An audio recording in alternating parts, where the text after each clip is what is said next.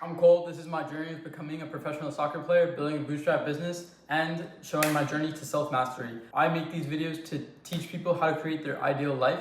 Today's video is kind of split focused. It's part on the hand of not letting your limiting beliefs cap your potential, and then how to structure your sales to get an emotional response out of your target audience. Your expectations form reality. If you believe something, it makes it more likely to come true. I was doing my juggling today, and I have targets on my daily target and then also kind of a stretch goal. On my first 3 days of the week, so I have one rest day. The first 3 days of the week, I'm just targeting going for that lower target, and then on the last 3 days, I'm really pushing, trying to get myself up to that upper level of the stretch goal. Yesterday wasn't a particularly great day juggling. I was in the moment and kind of struggling to get to the numbers that I know that I could achieve. Today is halfway through the week, so I switched from just targeting the target into targeting the stretch goals. And it made reaching the targets a lot easier than when I was just targeting the targets. I think it goes to show that when you are trying to reach for something, setting your goals as high as possible is the best thing that you can do, because you're more likely to reach the milestone that you thought you were gonna have.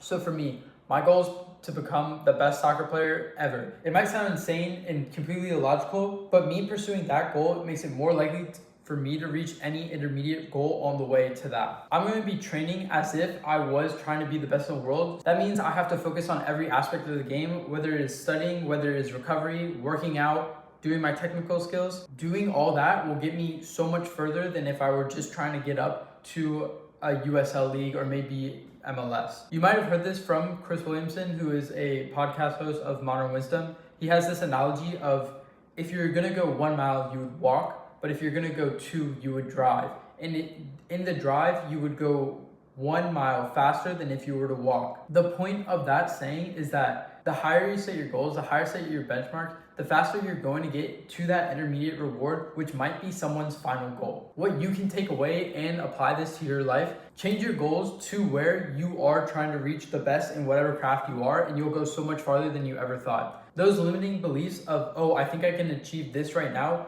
will make it come true and not allow you to reach the actual potential that you have.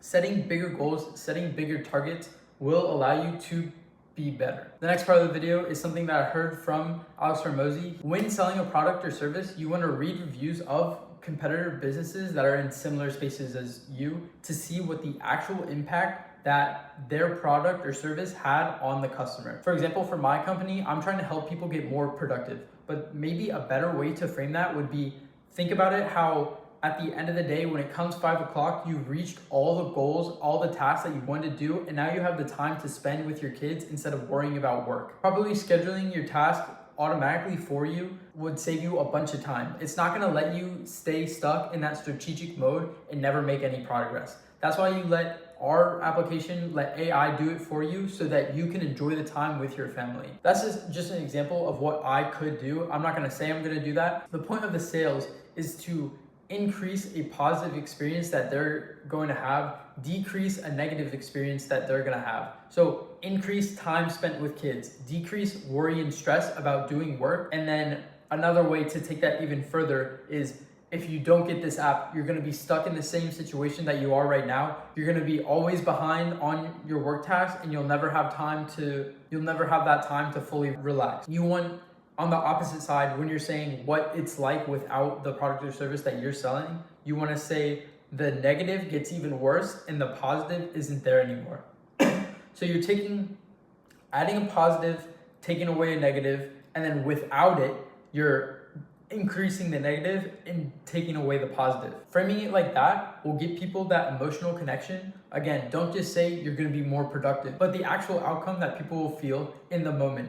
They're not gonna say like, oh my God, I feel so productive. But they're gonna say, I feel like I have so much more time in my life to spend with my kids. I feel like I have so much more time in my life to become the person that I actually wanna be. I'm making more progress than I ever have right now. Those feelings of being accomplished and being able to spend the time how you want instead of always focusing on work, those emotional responses are the things you should be looking out for when people use your product. Of course, this means you have to actually have a good product. You can't just market shit and then say all this, oh, it will increase this and decrease this, but your product doesn't actually do what you market it to do. At the end of the day, Business is just a game and you have to learn how to play it. That's all I have for today. Day 75 of Record Myself Every Day. Thank you. Good night.